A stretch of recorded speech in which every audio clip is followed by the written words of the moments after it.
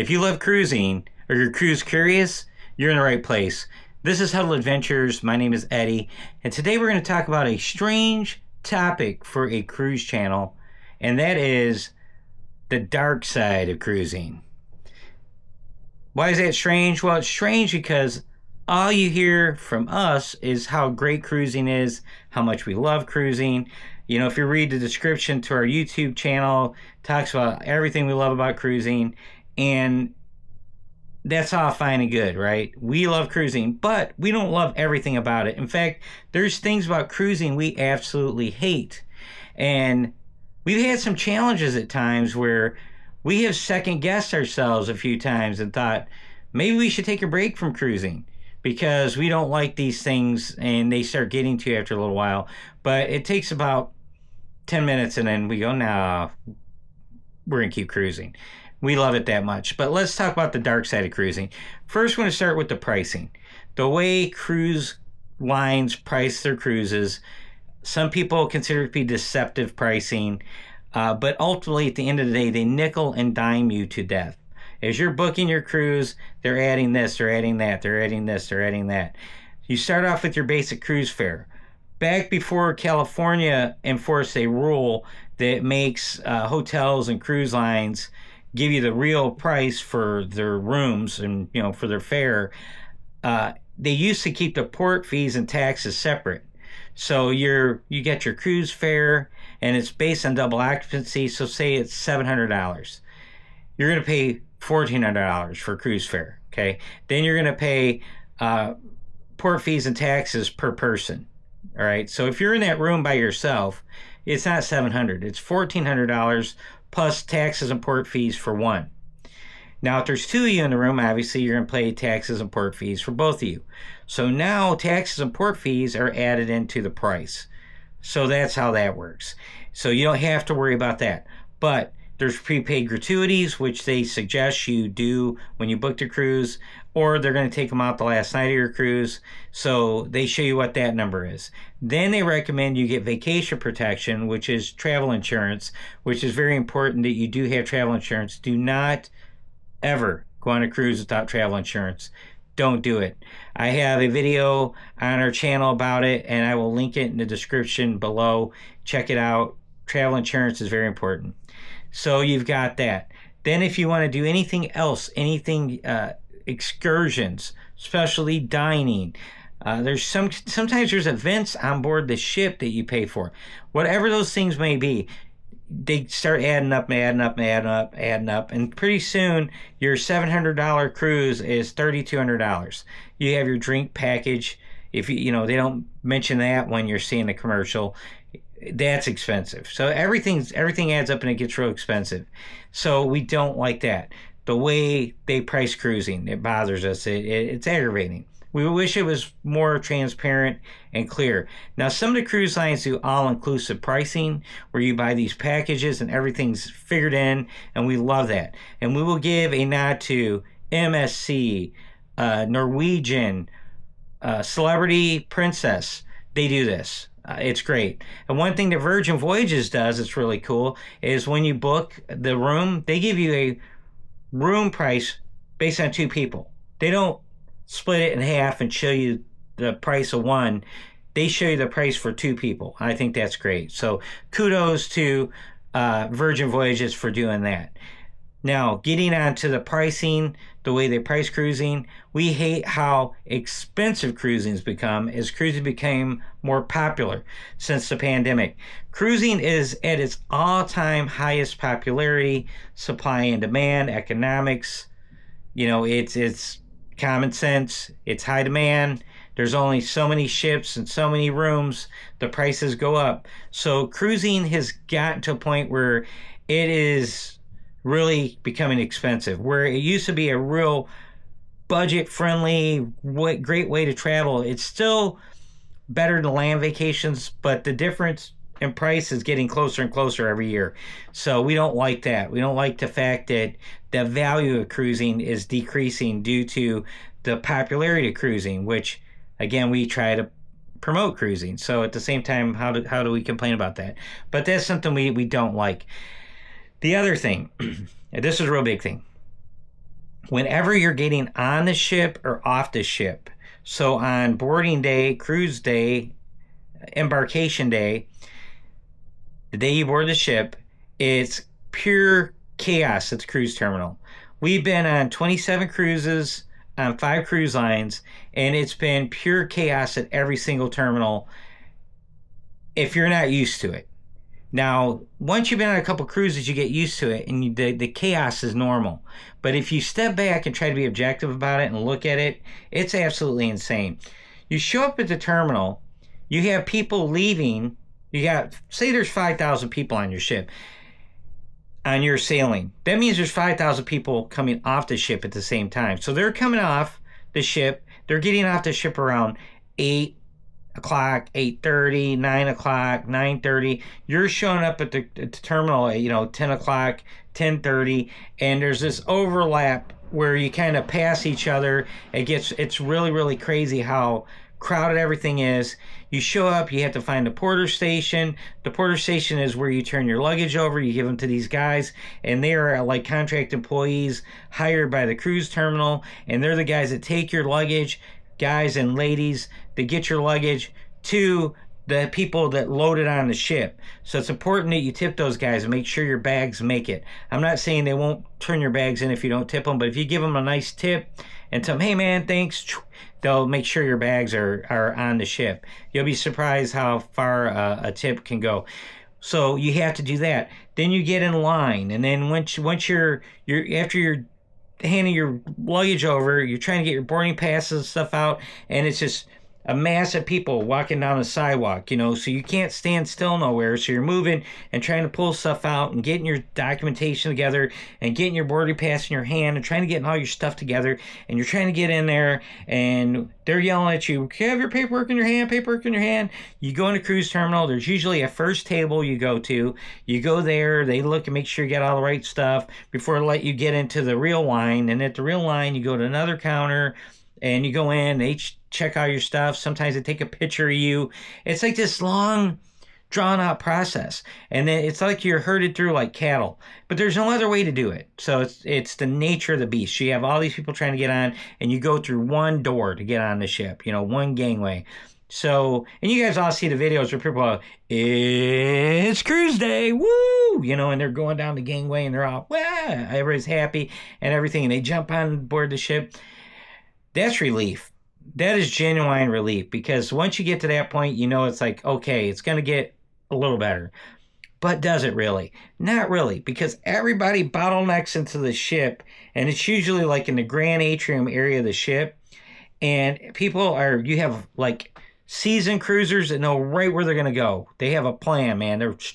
They have a strategy. Boom, they're going, and they know where they're going. Then you have people that are experienced cruisers. Maybe they've ever been on this ship or this cruise line, and they're kind of moving around because they kind of know what they're looking for, but they don't quite know where it's at. And you have brand new people going, would you look at that? Would you look at that? Look at that. Look at that. And they're just standing there, and so you have and you're trying to get through everything, and it's probably more frustrating when you know what you're doing, because you're trying to, you need to, whatever your strategy is. Ours is very simple. We go to the first bar, and we grab a seat at the bar and order a drink immediately. That's our first move on every cruise. Now, second move is we do the muster drill, but we do the muster drill individually. One of us stays and keeps our seat and watches our carry-on bags while the other one does muster drill, and the other one comes back and says, yeah, it's right over there where we thought it was, and then we swap and come back. And that's how we do it. And we wait a little bit, and then I run and take the bags to the room and drop them off while Laura holds our seats, and I come back and we stay there for a little while. And then after probably about 2 or 3 drinks, we usually go grab lunch. That's our strategy, and it works for us. But to get to that point takes a little bit of work. So there's that. Now take that whole process in reverse without the good drinks. And that's getting off the ship. After you spend all those wonderful days on board the ship, you almost forget about how much of a pain in the neck it was to get on the ship. But when you're getting on the ship, you have the good mood, good vibe mojo, because you're happy, you're on a cruise. It's cruise day.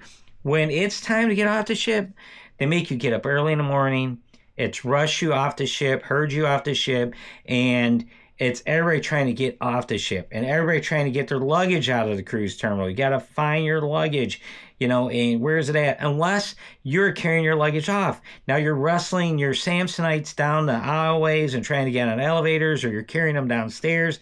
The elevators are just hard to get on. So there is that thing. And boy, man, once you get out of there, you're depressed because the vacation's over, and then it's like you're wounded, and then the process getting off is like pouring salt on it. We don't like that. Now, the other thing we don't like, and I touched on it just now, and that's the elevators. Elevators on cruise ships can be a huge pain in the neck at times, guys. Now, when we started off cruising, we always wanted a balcony, and we wanted to be on a high floor, and we weren't smart about it in the beginning. We would take anywhere on a high floor, as long as it was an unobstructed view. We knew that. We don't want an obstructed view. So sometimes we'd be in the front of the ship, sometimes we'd be in the back of the ship, but we would always try to get on a high floor because we thought that was better. That's not better at all, because everything that happens like at night tends to be around deck 5 or 6 on most cruise ships. So if you're staying on deck 15, 16, 14, that means you got to go down to, deck 5 or 6 to get to things at night. And if you need to go back to your room for something, that means you got to go up. So going up 2 or 3 flights of stairs is no big deal. 4 flights of stairs is starting to get a little much. But if you got to go up like 7, 8, 9, 10, 11 flights of stairs, you're kind of stuck taking the elevator unless you want that kind of exercise in your life. And it can take forever to get an elevator at times. It's just hit or miss, and you don't understand it, and it's elevator roulette. I don't care what cruise line we're talking about. I'm not going to pick on any cruise line, but I will give one cruise line kudos for having the most efficient elevators, and that is Royal Caribbean's Oasis class ships. We've been on Oasis of the Seas and Harmony of the Seas. Those ships have extra elevator banks because the ship's kind of split down the middle, so there's banks on each side, and if one side's going slow, you can go to the other side, just walk right around the corner and usually it never fails, you'll get an elevator real quick on the other side. So ample elevators, big elevators. Kudos to you, Royal Caribbean, for your elevators on your Oasis class ships. Most of the other cruise lines, though, those elevators can be a huge pain in the neck, and you'll be sitting there and you'll have like 6 elevators, right? And it seems like only one of them's running. None of them are out of order. It's just there's so many decks and so much stuff going on, you don't know what's going on. You'll stand there and you feel like your vacation's passing you by, if you're anxious like me to get to the fun. So the elevators. Now we'll go on to events on board the ship. Some of the events on board the ship, if you don't pay attention to the ship planner and do your research before you get on board, that's where I say you should always, always, always watch the cruise vlogs for your cruise ship before you're sailing. Another tip is join the Facebook group for your sailing. Very easy to do.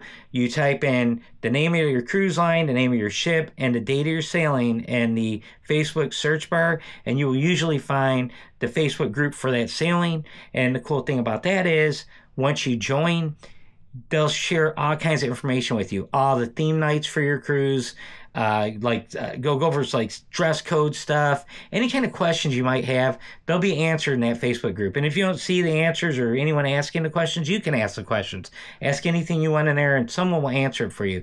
And you can make friends with people before you even board the ship, because the guys in the Facebook group, they do group planning and stuff like that on board the ship. So with that said, you can also find out what's the popular events that everybody's excited about going to, and make a mental note when you get on board. If there's like some type of Broadway show, or there's a special concert series or something on board your cruise ship, or they have go-karts, or there's a roller coaster or whatever, if those are highly popular activities that you have to sign up for early or get in line early, make sure you know about it, because otherwise you are going to find yourself in these massive lines. You might not ever get to try that event. You might not get to see that show. Or if you get in the show, you'll be sitting behind a column going,